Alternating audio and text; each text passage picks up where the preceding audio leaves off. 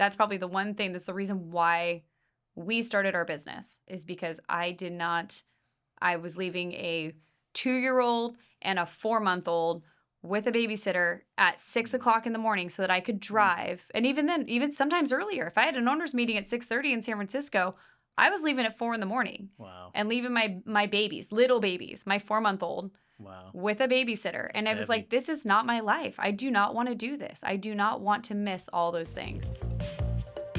We're from 20 to 30 sub-trades per job. $35,000 a We week. will be licensed 10 years next year. You've mastered the trade. Now you need to master the business. Okay, welcome to the Build Line with Heather and Jerry. Today is episode 4, I believe, and we're talking entrepreneurship and what it looks like behind the scene, behind the Instagram, after 5 or 6 p.m., what it feels like. Doesn't stop. The reality yeah. of it all. Yes. The feelings and everything that comes about. Yes, right? The Instagram version of be your own boss, and it's super easy. Take my course for 5 installments of $19.99. You could be a boss too. Yeah. Yeah. You can. Easy. The boss of yourself. Something like that. Yeah. I was talking to another contractor. He's just starting out, and he had another contractor tell him it was the worst decision that he ever made to actually go in and be a general contractor. That was the advice he gave a new guy. It's really encouraging. Really making him feel good about He's that like, one. I wish I'd have done this other stuff, No big deal. Yeah. I was like, man, that's pretty rough, That's harsh.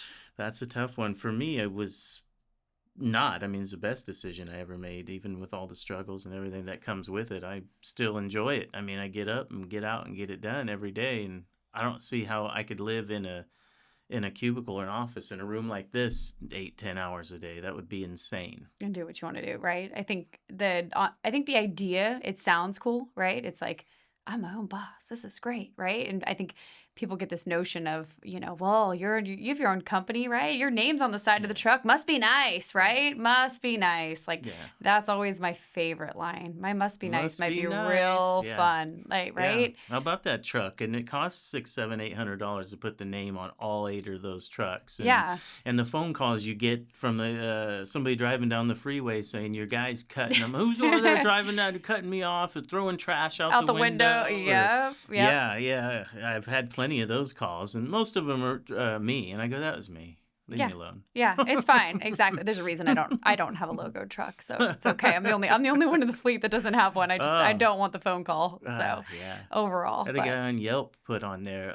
I was driving by this guy and he cut me off. I'd never do business with him. He's probably an asshole to work with or something on the Yelp. Yeah, we've had that too. Yeah, exactly. Yeah, it dimes you out, right? You guys slow rolled through a stop sign with kids there and they're present. You guys must do shoddy work, and it's like, what? No, must be nice. You got to respond to those, and it's all the little things I think that people don't put into consideration when you own a business and you have your own operation, that it's nothing is below you, right? It must be nice, but I always tell that it must be nice, but I'm still out there picking up trash. I'm still lugging trash into the back of my truck and cleaning up a site, and nothing is below anybody. But as the boss, like, you do everything, especially when you're getting started. You do everything. Oh yeah. Down to cleaning the toilets at our first office. I mean, you're doing all the things, and unless you are successful, unless you can build it up, then maybe eventually you get to shed those things. But when you get started, right, there's nothing beneath you. You have to do it all. There's nobody else there. So you got to make sure it happens and stay there.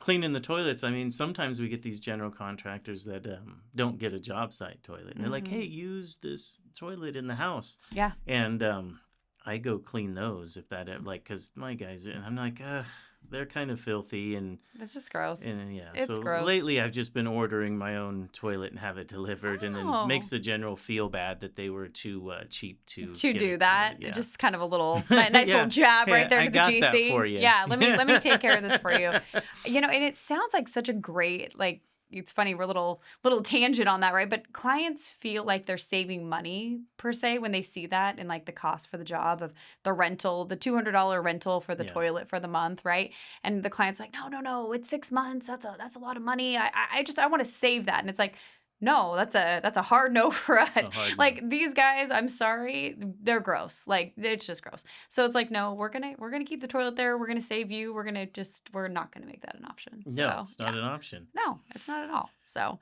no, I think entrepreneurship is such this false sense of reality of I'm gonna be my own boss. I'm gonna go do all these your own thing, but you're never really off. And I think that's the one thing I didn't think about when we decided to go into business for ourselves. I worked really hard. I'm going to brag. I thought I was a very good employee. I gave 110% all the time, probably more than my peers, always given responsibility.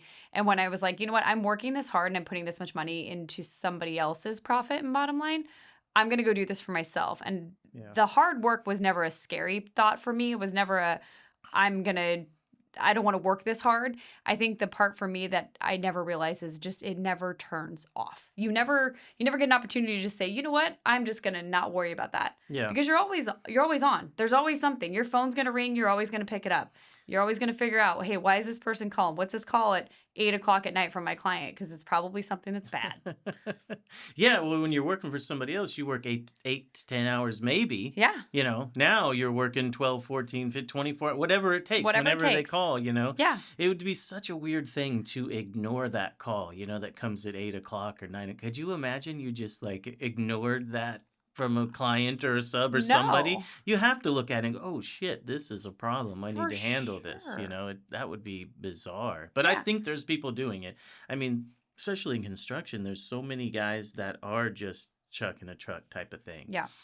And it has nothing to do with them being, I think, bad people or anything. I hear a lot of old timers say, oh, I had 20 guys in 1998 for this, that, and then all this stuff happened, and I just thought it would be better to just skip, have me and another guy and live their life and all that because of how hard it is. Mm-hmm. There's more of that story than there is yours or, some of these other guys that just keep pushing through and just digging through the problems every single day. And the problems, that we have aren't like the huge problems, but it's, you get 2 or 3 guys calling sick. Right now, I got one guy, his grandma's going to die any day.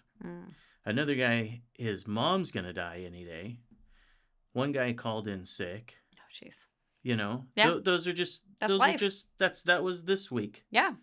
Next week, there's going to be a whole new set of them. And I have to learn how to navigate these. A lot of homeowners, when I'm on the job, they complain, oh, this is taken, or how could you not? And I say, how really could we expect any general contractor to give a really solid schedule when you have 20 subs, each sub might have 10 employees, each employee has a wife or a child. There's hundreds of different people that could affect that lady's remodel. Yeah. If somebody calls in sick today, I now have to make 3 or 4 phone calls to figure it out. Yeah. And it's just wild that we're even giving people a schedule. And so when that, and everybody wants to know why we're so happy when the schedule works or gets close, because we're like, it's an impossible task. It is. Yeah. You got 100, 120 guys that are going to touch a job and, with all their wives and happens. kids, that's totally. 500 people that could affect your project. Yeah. Yeah. So when you're mad why Christmas dinner isn't on the table and it got pushed a whole week, that's why. That's why. Yeah. Like, just shit happens. Yeah, blame it on Johnny. Yeah, we're it's working fine. as hard as we can to make it happen for you, but cut us some slack a little bit. Dang. It's so true. It's so true. We'll get into a little bit more about the hard times. I think we should start with some positive. I think we should go into some positive stuff. So I think the thing that I love about it the most is I think having been an employee and working various places, the one thing I like is that I get to pick who I want to work with, right? Yeah. I'm not stuck with somebody that's like, why is this guy on the team? He's garbage. He's not, pulling his weight, whatever. I get to draft my team, right? Yeah. If we're going to put it in sports analogies, I like that. you Yeah, know? you do It's like get who's my first pick? Who's my second pick? If we need to substitute somebody else, who's that going to be? And so for me, I always, there's A players. There's A players and there's B players and there's C players. You got to have all of them on your team, right? Not everybody's an A player. No. Sometimes there's B players, and you got to have a certain ratio to that, right? Yeah, And if the ratio gets true. off balance, then we got to reevaluate the team. But True. always get to pick. Yeah, I like that. Drafting them up for sure. And having a good team, I was telling this guy that was starting, I said, having a good team gives you the confidence to go out and do more. Yep. Because if you can rely on these people, you go, okay, I can handle it. It's like having a really good quality tool in your back. I can handle this. I've got the team for it. I'm going to go out and attack some of these projects and bid these things that maybe you wouldn't have for sure. Yeah. You know, A players, B players. Let's talk about that. So I was thinking about it this weekend. I have, A, B, C players, and I have some guys that aren't great at the trade, but they're great people. Yeah.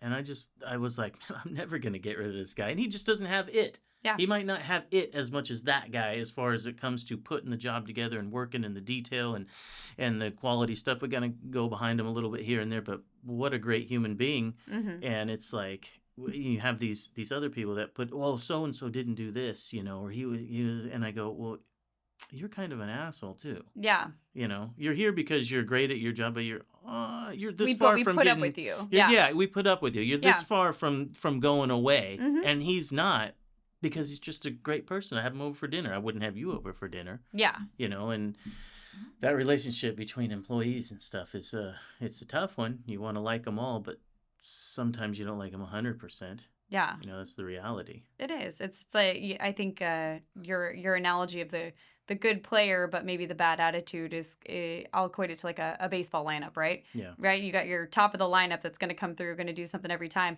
Bottom of the lineup might not hit consistently, right? But like that's the guy who's going back to the dugout that's giving the biggest high fives and rooting them on and, has this positive energy and team culture. And that's what they bring to the team and what that looks like. And if I look at somebody and if they're kind of floundering on their work or if something's not going right or there's a mistake or there's something else, I always try to do this self-reflection of, okay, have I given them all the tools that they need to go do their job right? And will they run through a brick wall? Yeah. Because I heard the best analogy that your number one players, they won't ask what's on the other side of the wall. They won't ask if the wall's on fire. They won't ask if they're going to die. They're like, we're going to go run through the wall because that's what we're going to go do because the team's going to go do it. And everybody's like, yeah, because we're a team. Yeah. And you go and do that. And so you could an A, B, C, D player, whatever, right? They're going to go run through the wall, then they're here and they're committed for you. Yeah. And so that's always are they going to run through the wall? Well, they're committed for us. Yes. Because they're part of something. Yeah, they believe that they're part of something, right? And it goes back to culture and it goes back to who you're bringing up within your culture that they feel that way. They help create the culture. Exactly. Your A attitude players create that culture, and the C attitude player spoils it. Yeah, and if they won't, and if you're questioning that, if there's a question, then maybe they don't need to be on your team, right? Yeah. That's always my notion of like, okay, is this a one-off or is it this that you're not on the team, you're not going in the same direction as us? How do we fight that? You got I need the people, I got to have the employees, I got to get the stuff done. Yeah, right. It's easier said than done. I'll just get out of here, but I've got a demand. Mm-hmm. I've got projects, I've built something, we got to get through it. Yeah. And I think that as a business owner, that's when you feel that pressure and you feel all these things we're talking about, you need a buffer. Mm-hmm.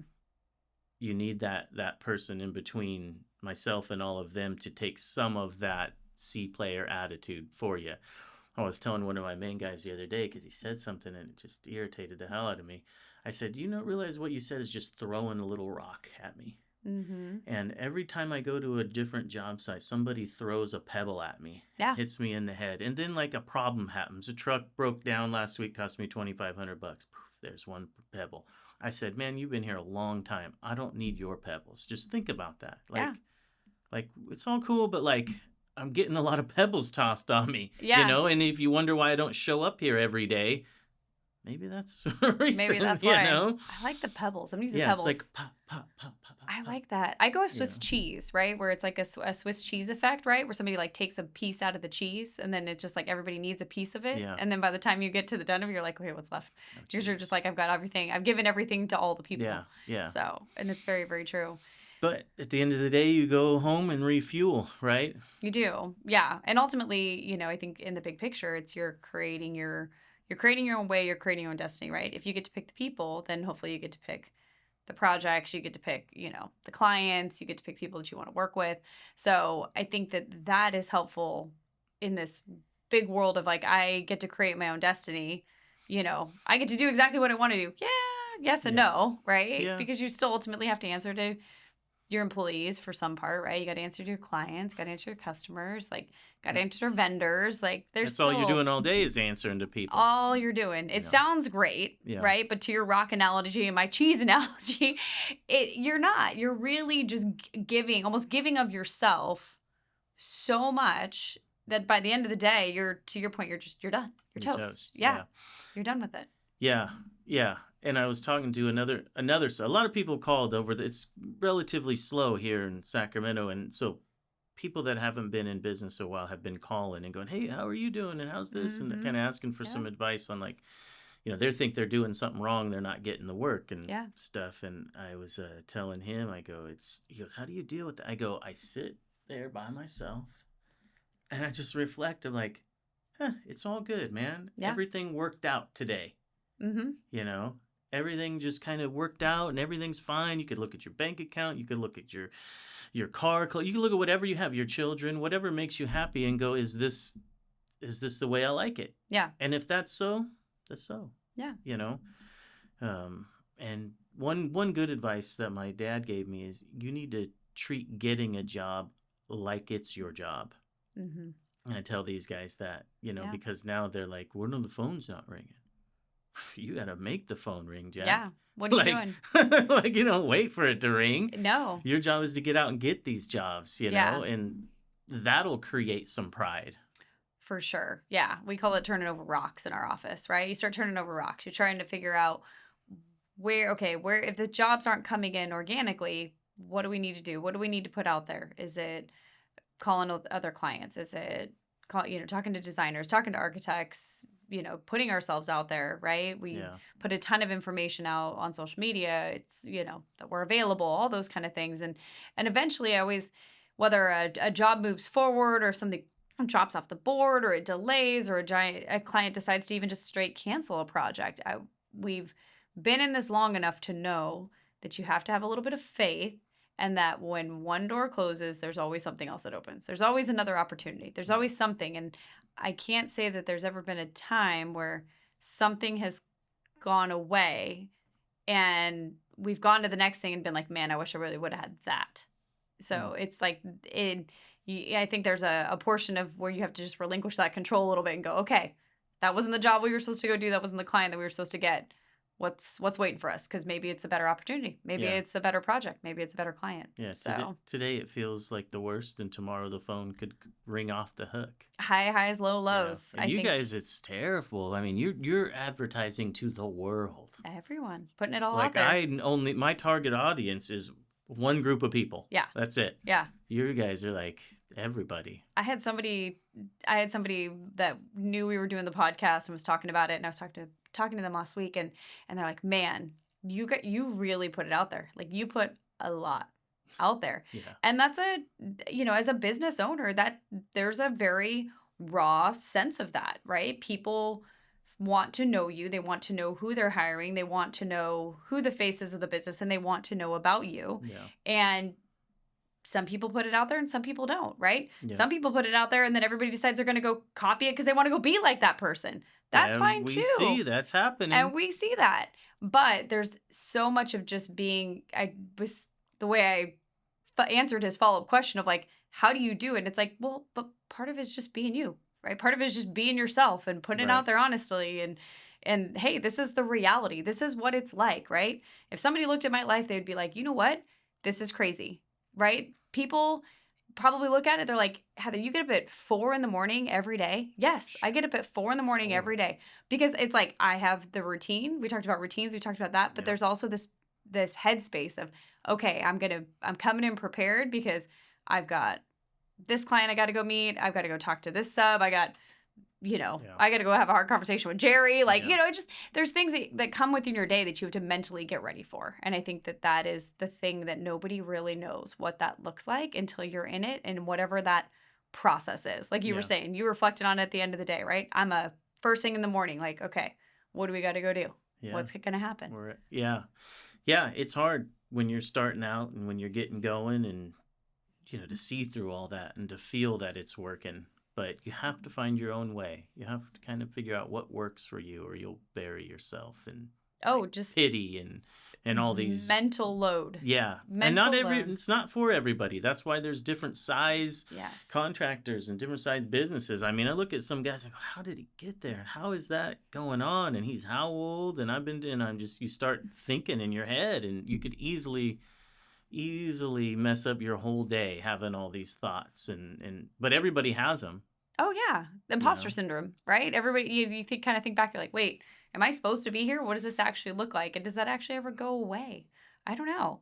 Yeah. I don't know. I think people put on a good front, again, back to like Instagram and false reality, and I've got 1 million followers, so that must make me extra special. And it's like, well, do you actually what does that actually look like, right? I mean, it might look good on the surface, right? Oh, you've got the newest car, you've got the latest and greatest thing, but I mean, you could owe people a lot of money, and you could lease that.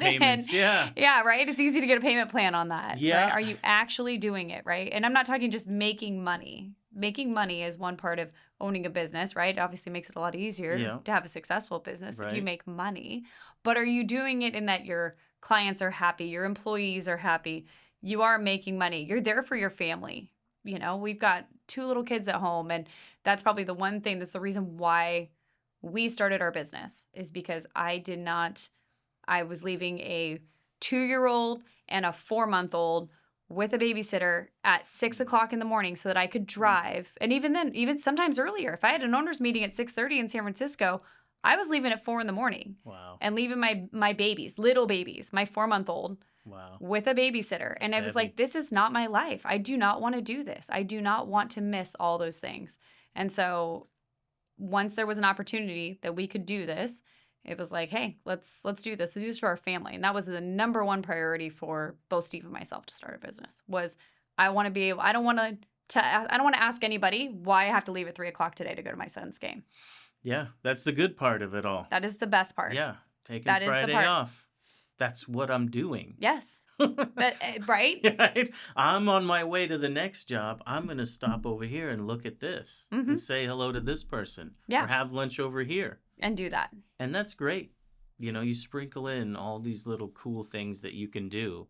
And if you looked at it on some sort of Excel spreadsheet, some barometer, it'd look good. It'd look really cool. Yeah. Yeah.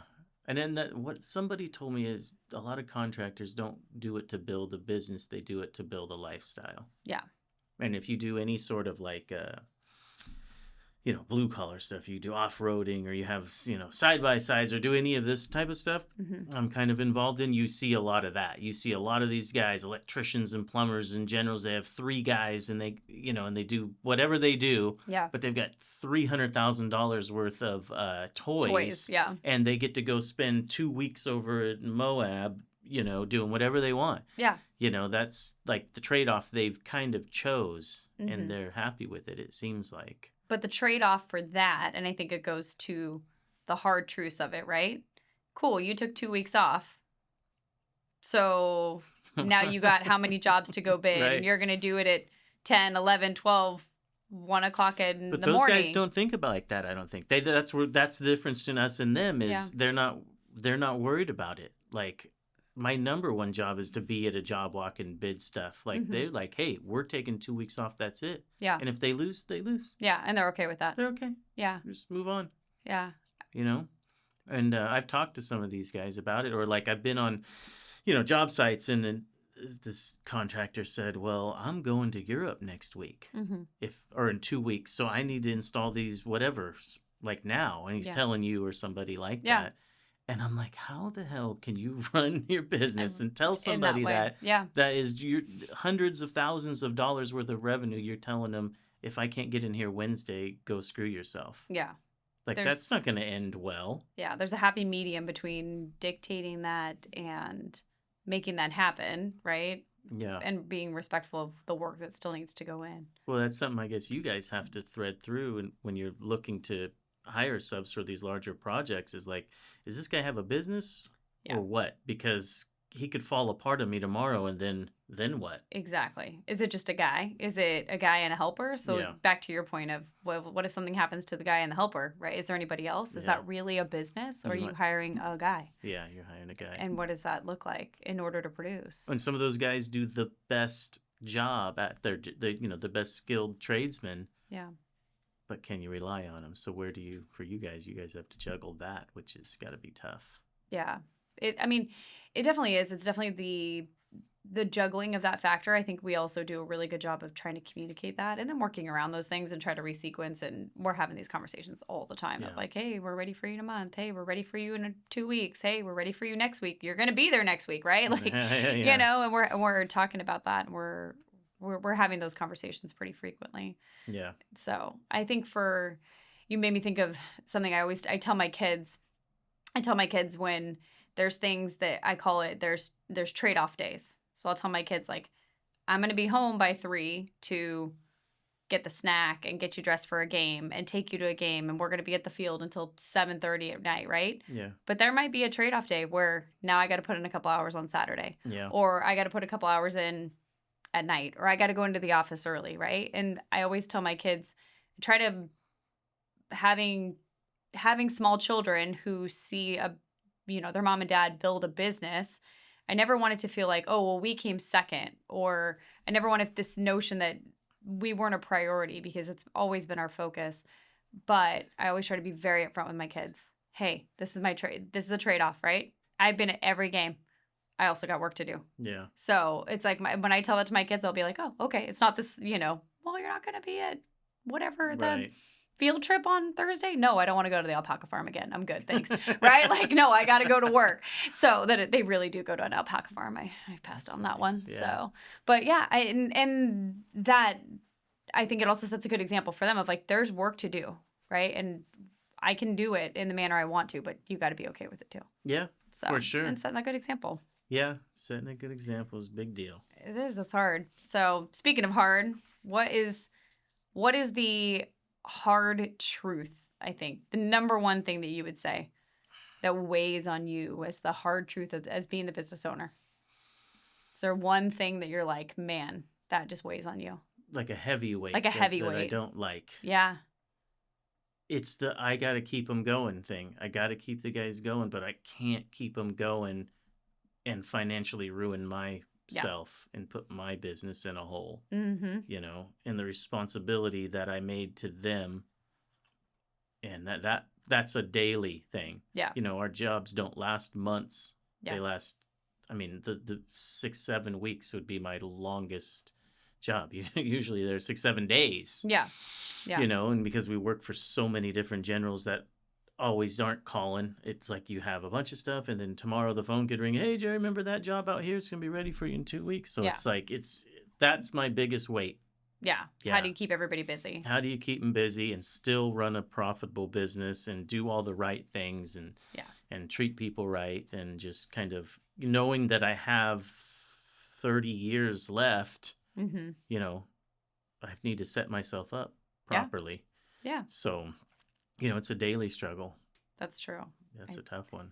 I think I put this together a while back, and it always resonates with me in that there are a lot of people, my employees, my sub-trades, my vendors included, that are counting on Steve and I to make good decisions.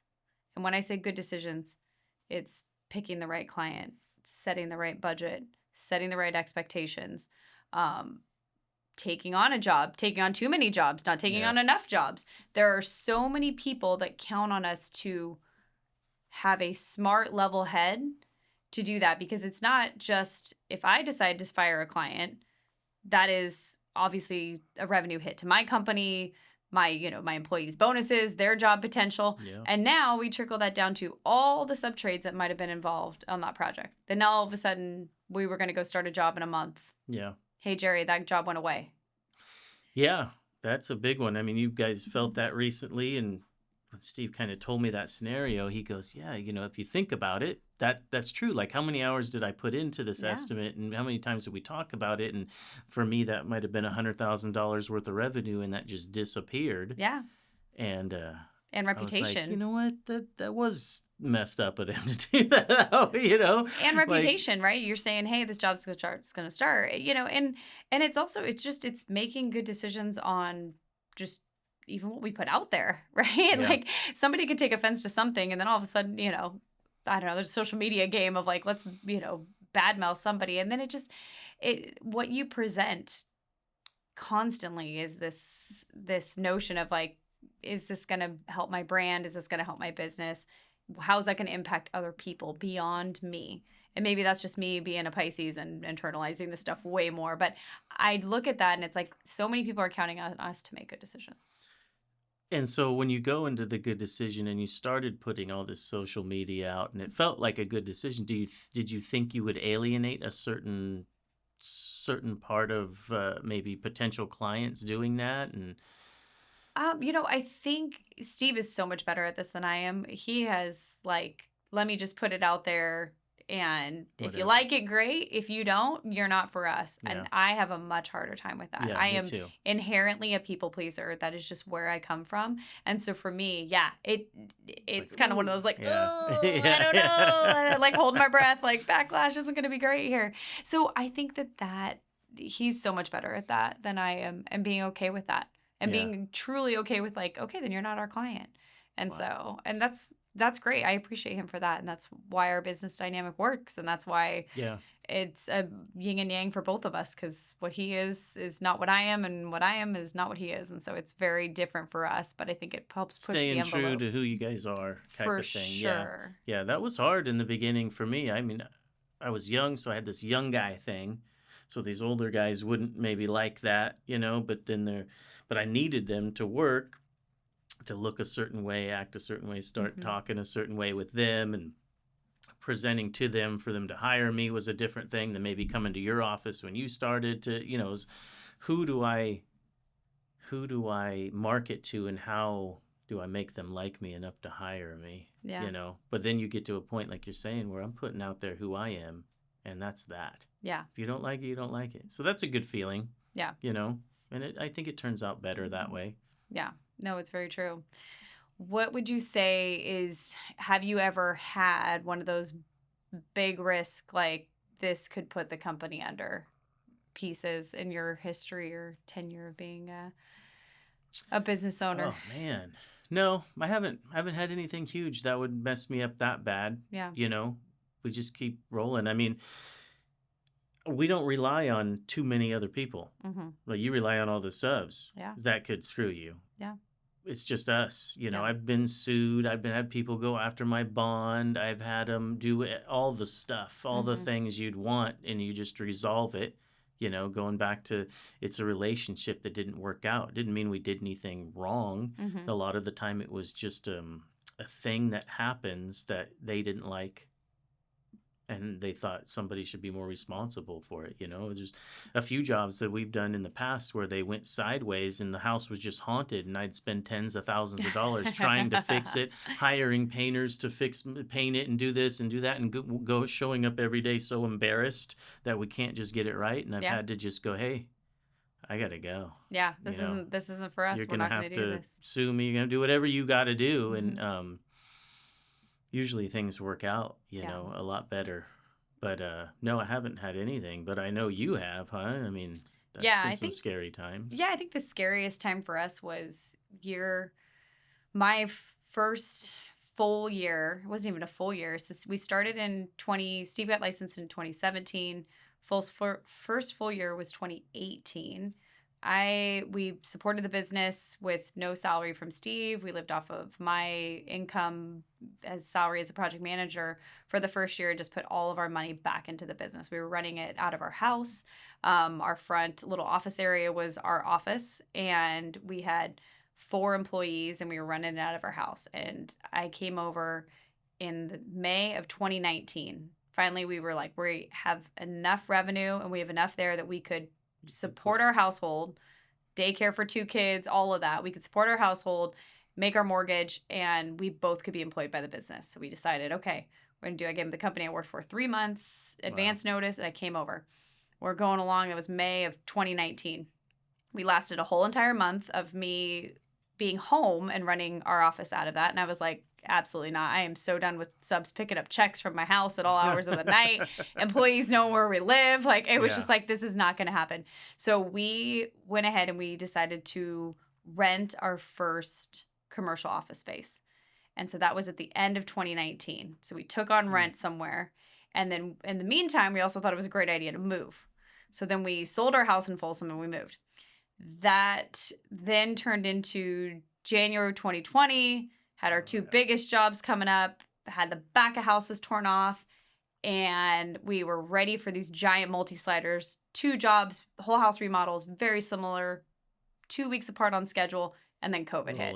Yeah. And it was like, oh my God, what do we do, right? We had a new house, we had COVID shut down, we had a rent to make, and we were in a okay financial situation, right? We were in an okay cash position as a company, but just that fear of the unknown of like, let's shut everything down for an entire month. Yeah. Like, we're going to be, and it's like, oh my God, like, what are we going to do? So I think that's probably the scariest that I've definitely losing sleep at night. Just like, oh my gosh, what are we going to do? And then clients are panicked, right? Yeah. Please put my house back together. Please tell me you can work, right? And the employees that are panicked. And that was probably the, not even full year into myself working there, Steve's year 2, it was just like, oh my God, this is intense. So yeah, wild time. It was wild time. That was probably the scariest for us overall. Yeah, COVID didn't slow us down one bit.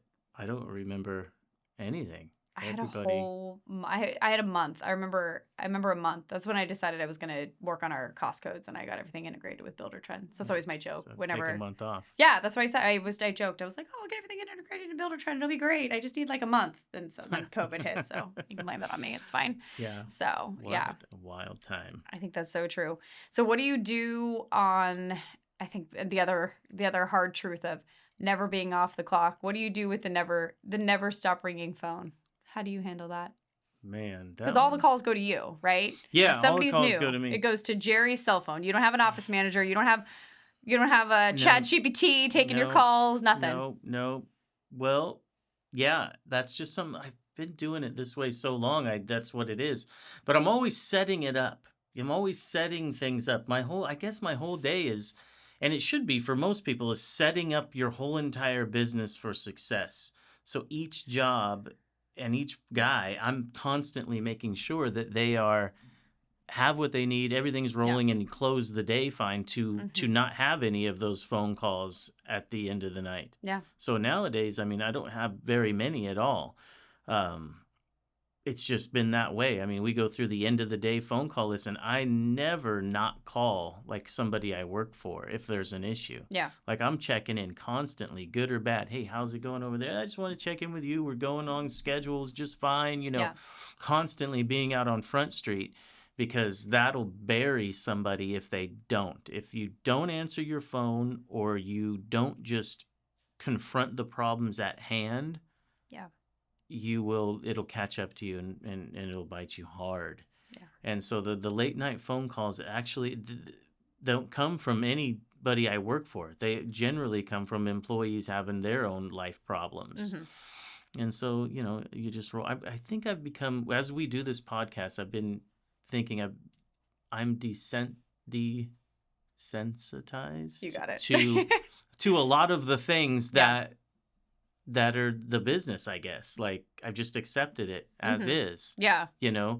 And that's why I was talking to you earlier. It's like, I need to meet more people. Yeah. Because I need to see what they're either desensitized to, or they're not, or they're handing this thing off to somebody. But hey, man, I burn a pretty tight ship, so I don't have very many problems. I think I will give you full credit. I will fully endorse the calling ahead and the checking in and all that kind of stuff. Yeah, and I'm constantly driving around like all day. I leave, and then I don't come back unless I have to or I need to. I have a structured schedule. This is when I do these things. This is when I do these things. Mm-hmm. I set up a business inside of myself of my responsibilities for the day. Yeah. And Will has his, and we check in and we make sure the other 10 or 12 people have their responsibilities been taken care of. And if not, we communicate with the people that would affect. Mm-hmm.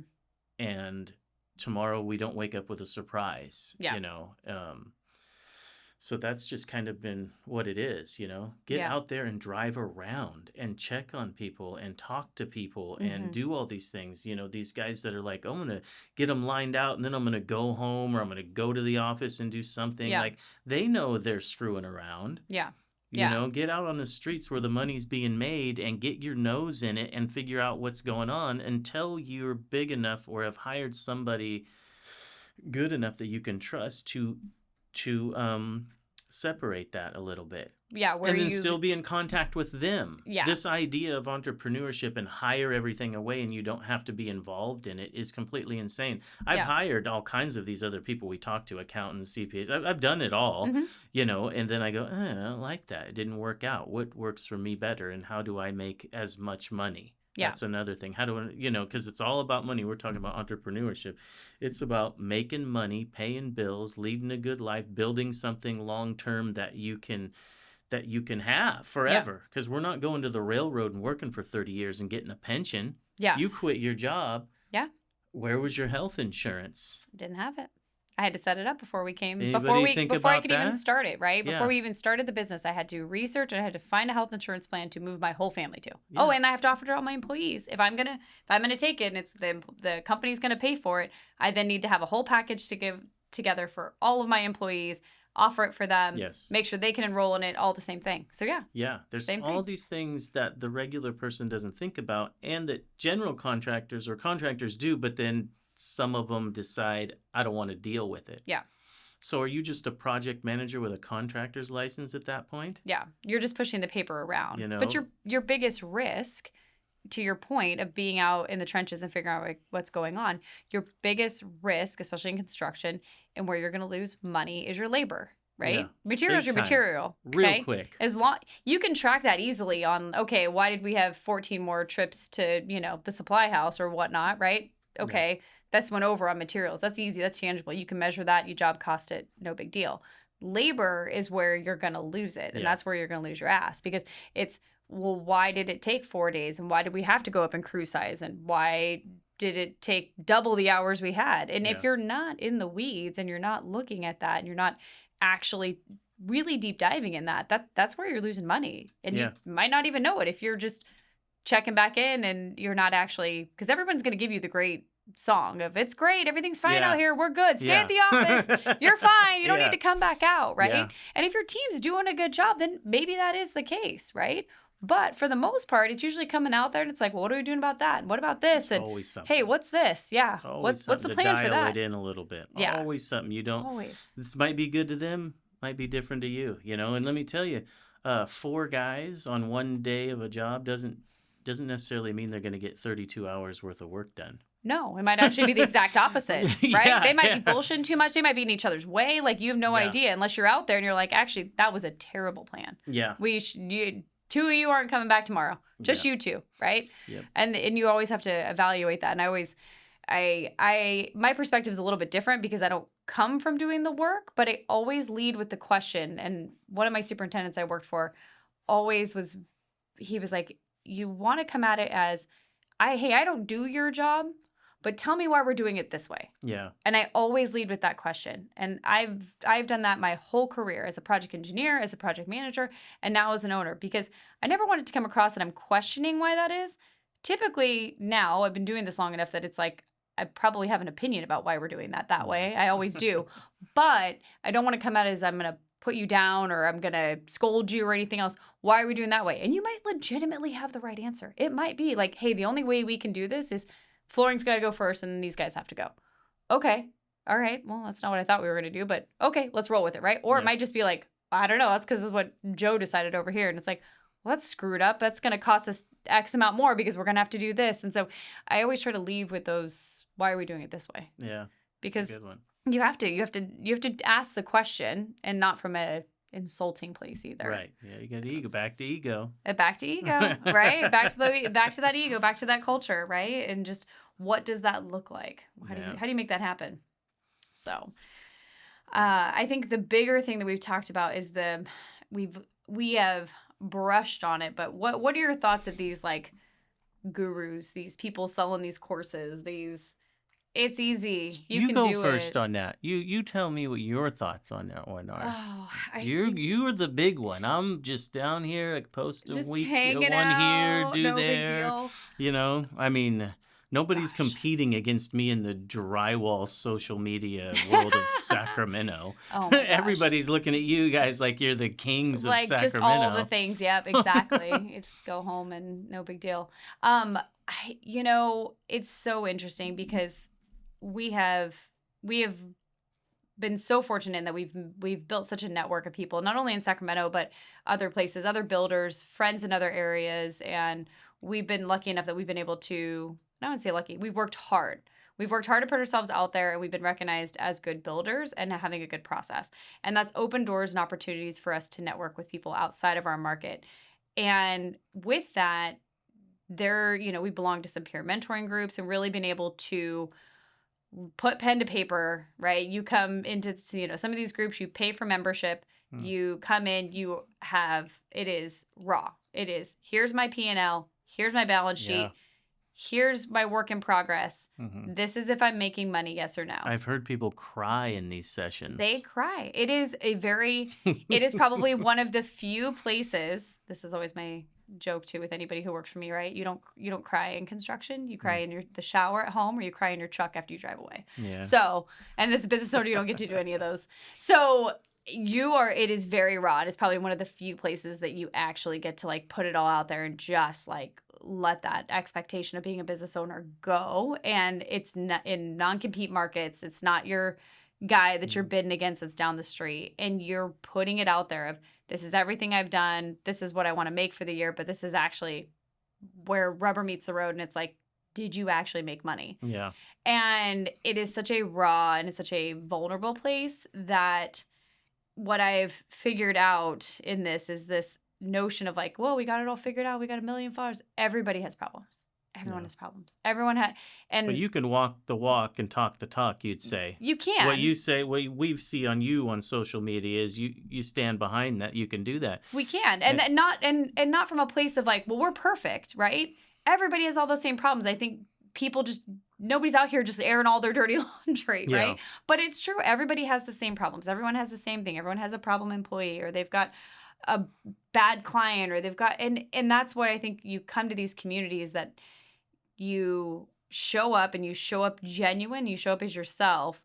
And social media is always, again, it's going to be the hot girl with a filter, right? Yeah. Like, what's she really going to look like when she shows up for the date? Because you don't really know. And some people put it out there honestly, and they will tell you what it is. Other people, it's rainbows and butterflies, and this is great, and I got my shit dialed, and we are perfect. Yeah. Right? And then you peek behind the curtain a little bit, you're like, oh, yeah. Actually, I see behind that curtain a lot, and it's rough back there. But to take away, like, we keep saying you got to make some money, to the clients or whoever's listening that you would work with, if you're not making any money, there's no way you can provide the service and quality that they're expecting from you or that they see on Instagram.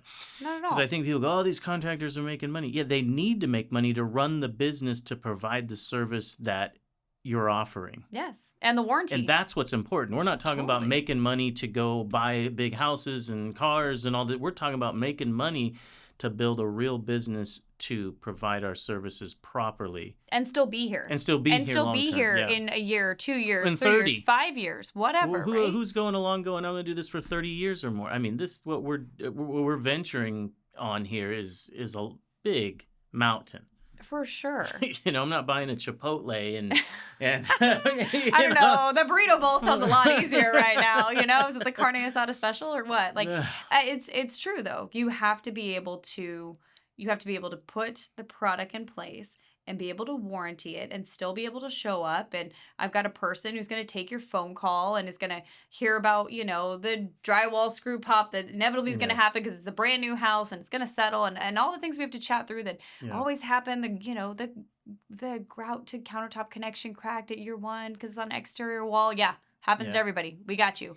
Right. And so making the client feel better about their investment. And we take that very serious. And I don't know a lot of people that do. I don't know a lot of people that ask for that 1 year, right? Have somebody pick up the phone and it's like, hey, it's been a year, right? We're checking in because we owe you a 1-year warranty. And that's what we said we were going to do, right? Yeah. I mean, how many people, I could tell you, I could name dozens of people that we know that it's like, you just kind of cross your fingers and like, good God, I hope they don't call us. Yeah. Right? And so that is the difference. And if you are able to run a successful business and you have a great operation and you have subs that stand behind their work, that's like, hey, Jerry, you know what? We got one piece right here we got 7 screw pops, right? Like, I'm going to pay for the painter, right? Can you guys come back out and take care of it? Yeah. And they do. And that's what gives us a good product at the end, that when I'm sitting in a meeting with a potential client and we're selling it, I don't have to sit there and wonder, can I stand by my word? Yeah. I'm telling the client exactly what their experience is going to be. And that's what it's going to be. It's going to be the same now. It's going to be the same in 2 years. It's going to be the same in 3 years, because I know our operation. I know that we're going to do a good job and we're going to fulfill all of those boxes. Because you've built it like you've built these homes. We've built, yes. Yeah. And we have a process, and we know if we're making money. We're job costing everything. We're checking in on the cost of the jobs. We're monitoring it during construction. So we know if there's a problem. That's doing your due diligence as a builder, not just waiting till the end and going, whoop, hope I made money. Let's see how it goes. Right. Well, what would you say to, for people to check? Because if there is all these social media guys that are selling this or saying that, like, how can somebody know? I mean, the difference between you and, is there any triggers? I would say the biggest thing that I see out there in social media land and world is everyone can get a Google review. Everyone can go and put up pretty pictures, right? Everyone can run a reel. Everyone can do all those things. It's the little things that when you're asking around and you're asking the neighbor, or you're talking to so-and-so or your neighbor down the street, hey, how did that job go? And it's the little pieces that we hear about. We get so many referrals, and most of the time I have no idea who the referral is from. I've never even met that person, or haven't even done a job for that person.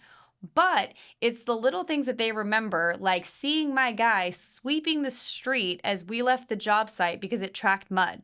And we're not going to leave the street covered in mud because that's not what we do. That's not our brand. Right. So he's out there and he's sweeping the street, and that client saw that. Now their friend's going to go do a whole house remodel, and they're like, hey, go use that guy. Because you know what? They really care. Those are the things that really matter. So really, I would say not only is it just, yes, do your research, look online, but ask around. Because that really, if somebody has a good reputation, you will hear nothing but good things. Yeah, brand recognition's huge. It's you huge. Might not have stayed at a Ritz-Carlton, but when you go there, it's going to be nice. It's going to be, you're going to have a good time. They're probably going to greet you with some champagne. Like, you're going to know you're going to have the best experience. Yeah. And so you're prepped for that. You also hopefully prep for the bill. I don't know. Yeah. That's so true. So we actually put it out there, and we're going to do our first Q&A session. We have actual real people that have written in. Like, they want to know things from us. They're out there. How do you feel about land. that? I know. How do you feel about that? I feel cool about it. I mean, I like it. I like to hear what. Sometimes we're in our own head now. I want to hear what everybody else has to say. Hit me. It is. All right. So here, first question is for Jerry.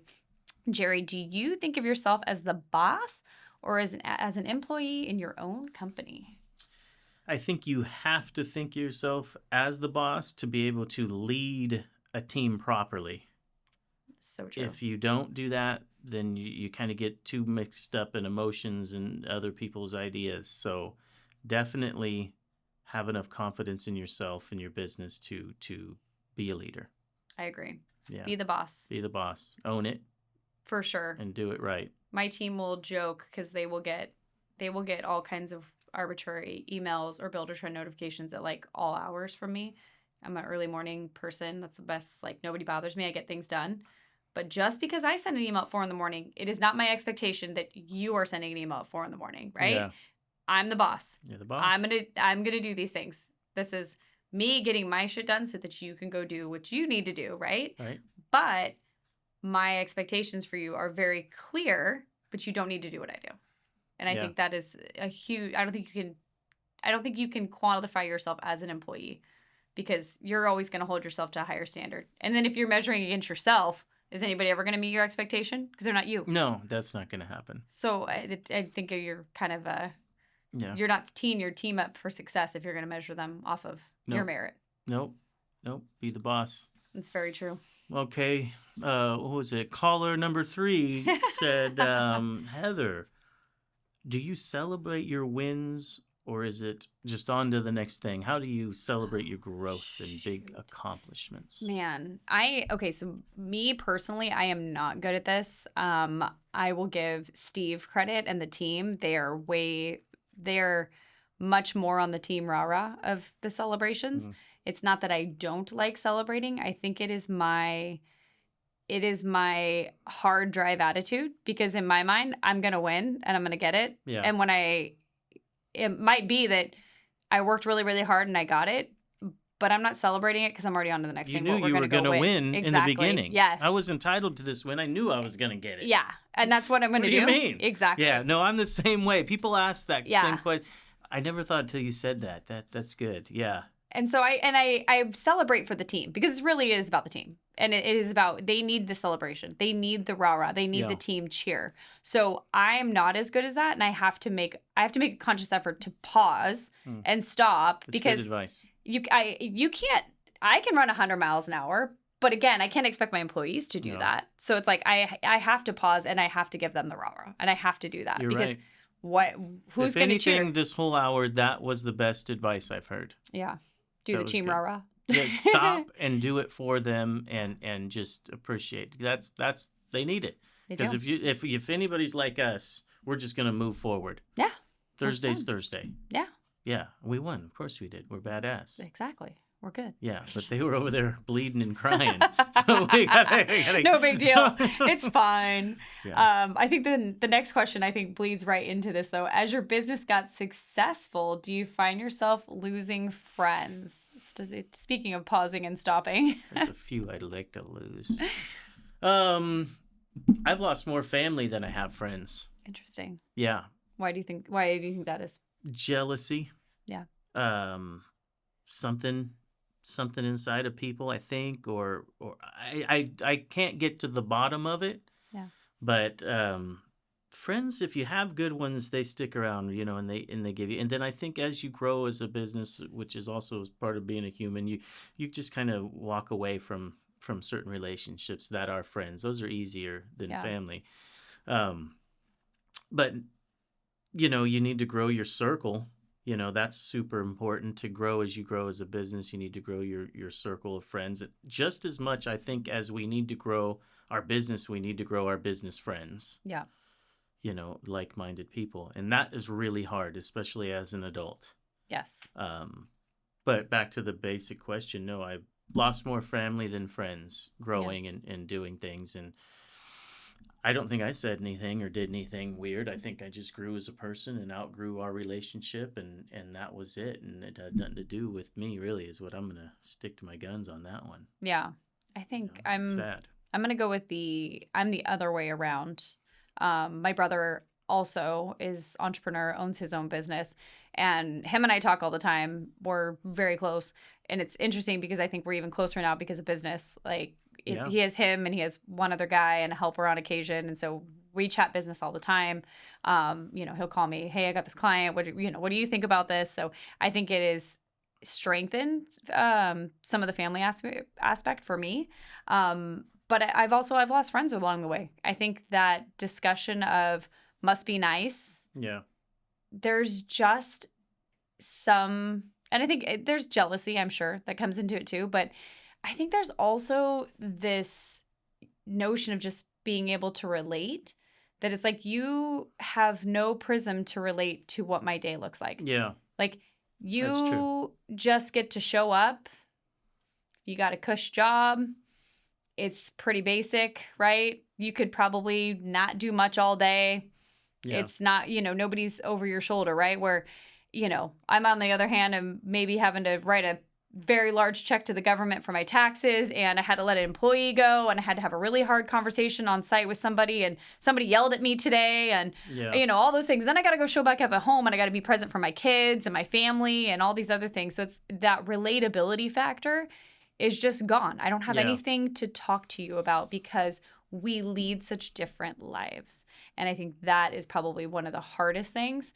And to your point, that's where I think you have to grow your business like-minded friends or friends that are in the industry or anything else, because it's a different lifestyle. It's a different lifestyle. And if you don't have, a high managerial role, or when your friends are higher up, in their career, your relatability just goes. I don't even talk to those guys about work anymore. I've learned if we're golfing, and we'll talk about that and social media and pop culture, whatever is going on, or an old story. Yeah. But I don't talk to anybody.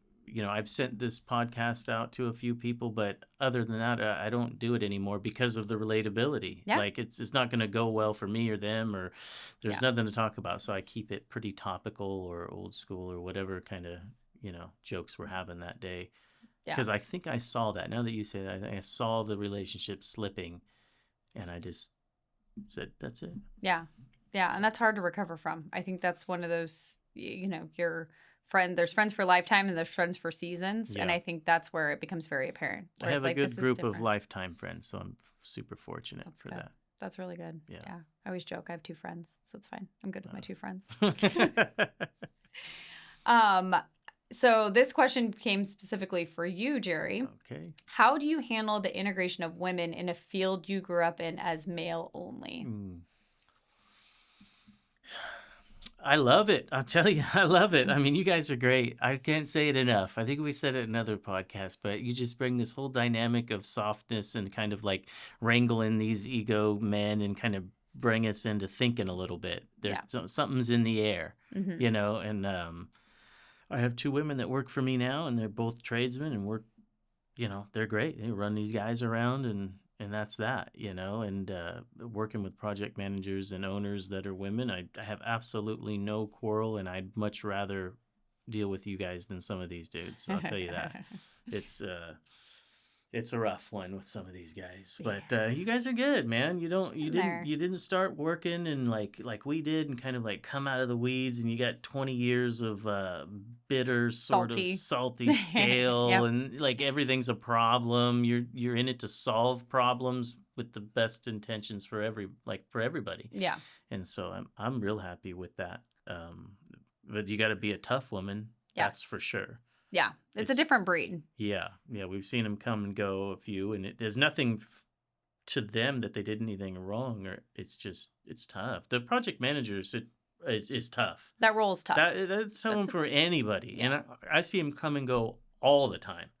They only last maybe 3 years. At the top's a good one, and then they move on. It's hard. I think it's a hard position to fill in this industry because you have so much pressure. You have a lot of client pressure. You have internal pressure. I think that's a hard place to sit in. I think sometimes that wears on you a little bit more.